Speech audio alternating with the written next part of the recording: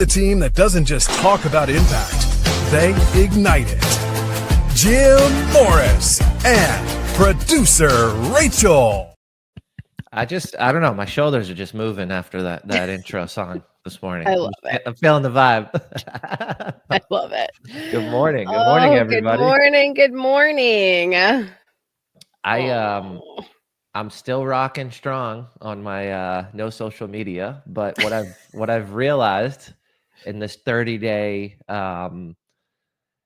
break from social media that if you didn't hear the episode yesterday, I'm on a break from social media, and what keeps coming up is these leaky boundaries, right? We talk a lot about controlling and saving your energy and protecting your energy and what's giving you gains and what's draining your energy. And I thought I had some boundaries up around social media, but when I actually purge it, when I stopped doing it, just a few days in, I realized that, wow, I had so many leaky boundaries around this. Like, we taught in Impact Effect Accelerator, we did this amazing training that blew up and everybody loved it. And it was very, beneficial to a lot of businesses, a lot of entrepreneurs. It's called Now Money, right?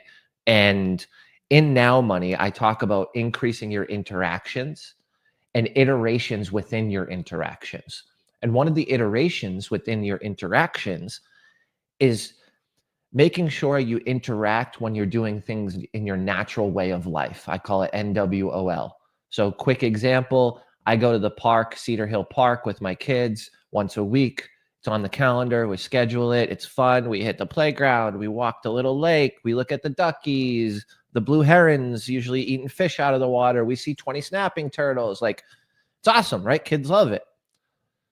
That's my natural way of life. I'm going to do that no matter what. Why can't I talk to 2 or 3 people during that walk? Why can't I broker and build relationships? There's often the same people walking the pond. There's often the same families at the playground. Not every day, not every time, but that's my natural way of life. How can I make an interaction out of it? How can I build a relationship that could lead to me helping or providing value in exchange for monetary funds being received back to me, AKA doing business, right? Providing value, getting paid for that value. So when I was thinking about this social media break, and I was thinking about all the things I've been focusing on, what I realized was I had leaky boundaries the whole time. I didn't realize how much time I was spending on social and how much time that was removing from my day, which in turn caused me to be at high stress, lower energy, and less efficiency, effectiveness, and less output for the things that I wanted to do. So the reason why I'm talking about this natural way of life is because my question to you today is social media, is scrolling part of your natural way of life? Because for me, that list of the natural way of life, all these activities I do just in my life that I can also help and incorporate business in, social media wasn't on that list. In this detox of social media, what I realized was social media is on that list. And I thought I had this boundary up and it was leaky, right? So natural way of life, me going through my life, is scrolling on social media. And I just thought I was above that. I thought I wasn't doing that. I thought it was way more limited to the time and the energy I was spending. And it wasn't. Well, I also want to pinpoint something else that you sort of like briefly said is basically it's because of the time that you are spending doing that, you're not spending the time doing the thing you wanted to do that day. Correct. And so in your head, you start to do that cycle of like, oh, I need to do that thing. Oh, I need to do that thing. Oh, I need to do that thing. And that zaps your energy every time when you realize my brain is focused here.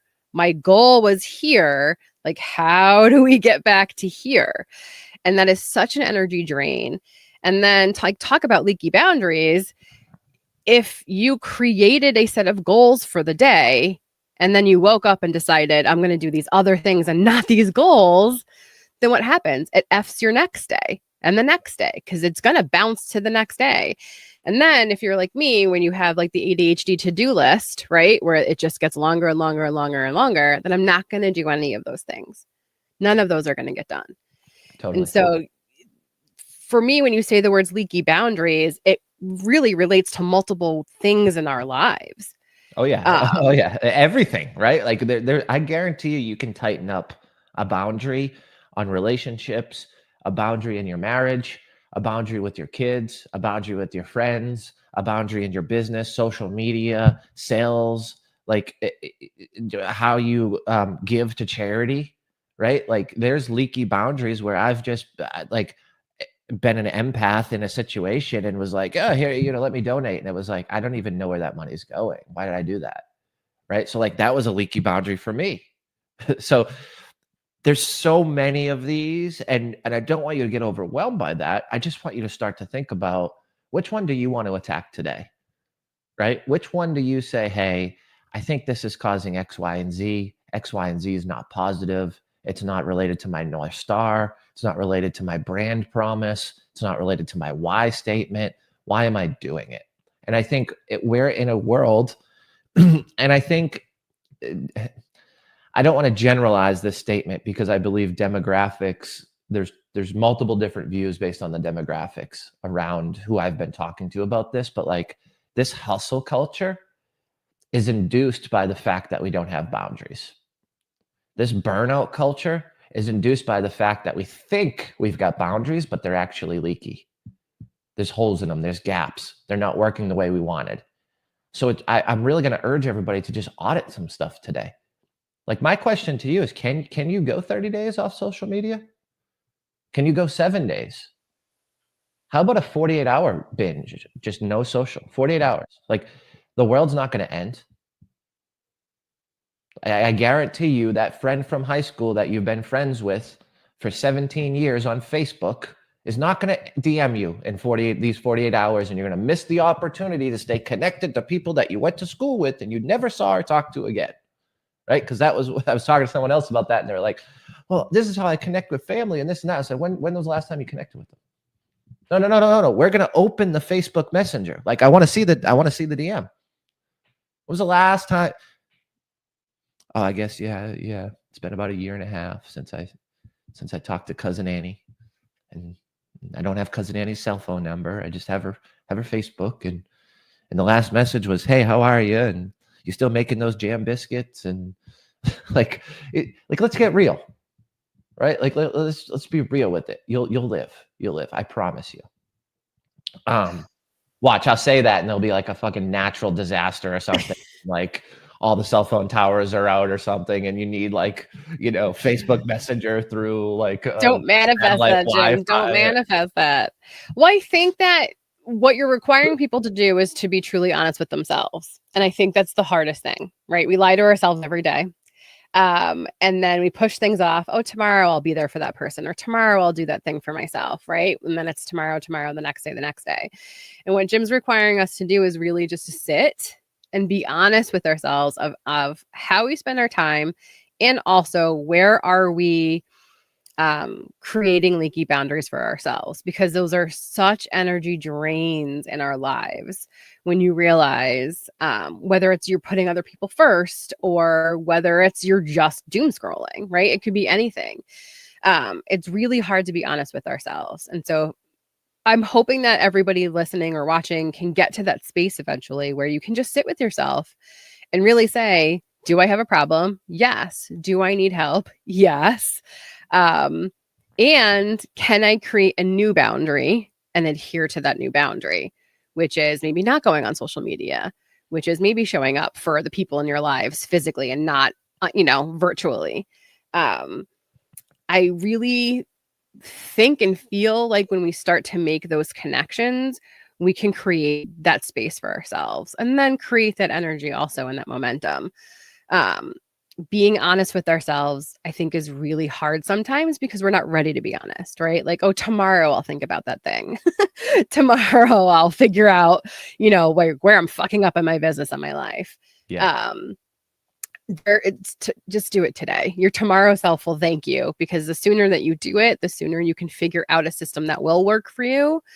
And then your tomorrow self will be so happy. Your future self will be so much happier.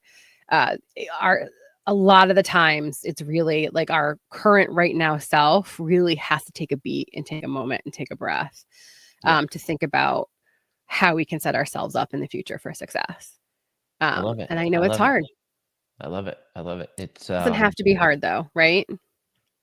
And that's the thing, like what I realized with not being on social was my identity was tied to being needed. And one of my strengths is communication.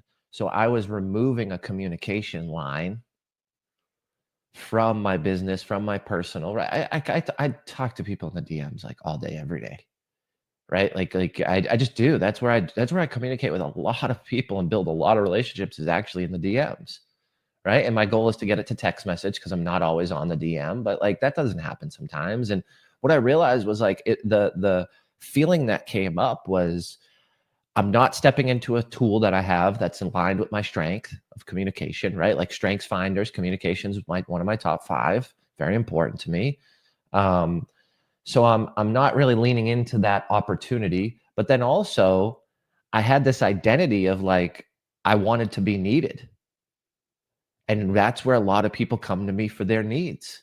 So for me, it was like, oh, wow, like I don't have people DMing me, asking me about this video or this concept, or how did this happen, or you're using AI for this. And that's what I think hurt the first couple of days, was like, oh, wow, I've got a boundary up. It's not leaky. I don't feel needed by this source of communication. Wow, that's an identity issue that I have. Like, is that a trauma? Is that what, like, where did that come from? Oh, okay. Well, I know where that came from. That makes sense. And yeah, okay, that happened as a kid. And yeah, like I started to really break down those things and realize like, oh, now I've identified this and I can change it. Right. So like day 4, 5, and 6 was much easier than day 1, 2, and 3, because I had to work through something. And you'd think like social media, right? It's like, oh, you're just getting off social, but it actually uncovered the fact that that's a tool of communication that makes me feel needed in this world.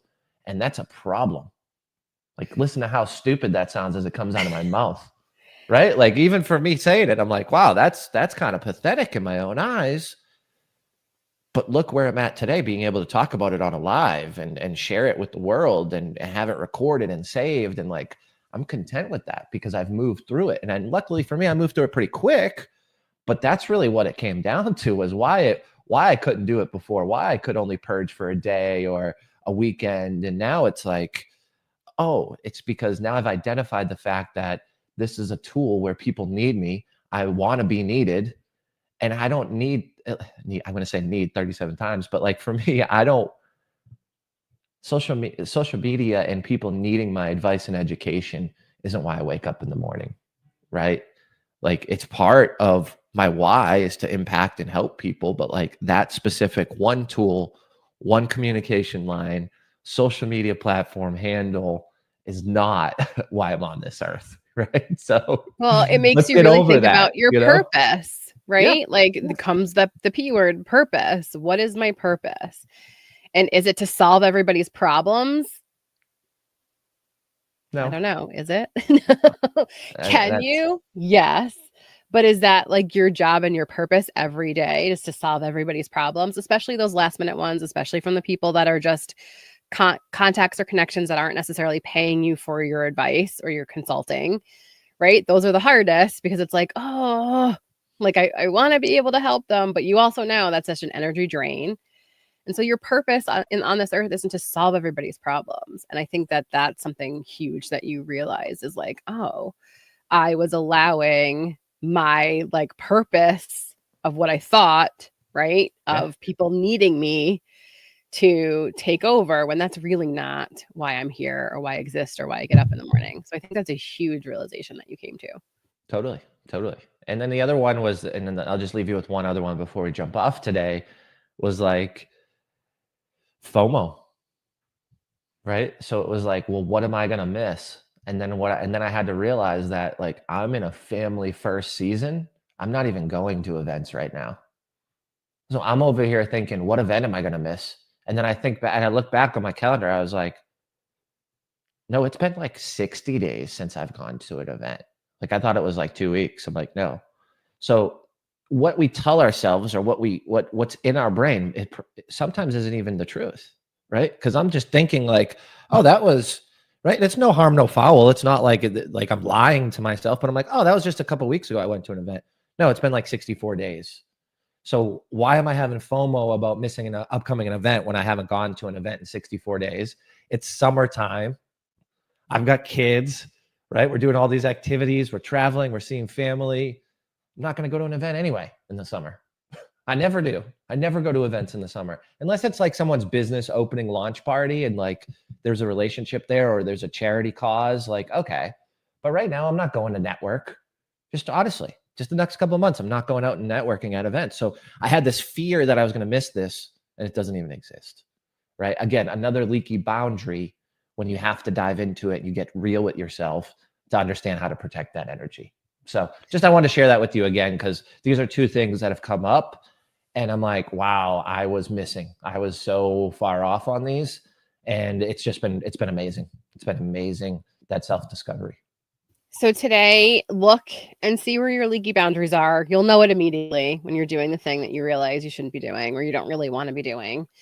And then give yourself, the time to be honest with yourself. And is this what I should be doing every day? Is this what I want to be doing every day? Do I have a passion for what it is that I'm doing every day? And if you don't, I wouldn't even say plug the holes with the leaky boundaries. I'm all about upgrading to another boat. Right? Like, let's upgrade to the next level. Let's not stay here. We're not sinking anymore. No more leaky boundaries. We can do all the things. And I feel like Jim sharing that with us today is a huge reminder that you can make changes. Yeah. You can pivot and you can do it today. It's one choice at a time. It's really not that hard. And when you come as far as Jim has come already, imagine how much quicker your goals will move. Imagine how much quicker that positive energy will start to impact you in a different way. So, yay. Have a great day. Try it. Just try it. Y'all. Right. One choice, right? It's not that big of a deal. Bye, everybody. Have a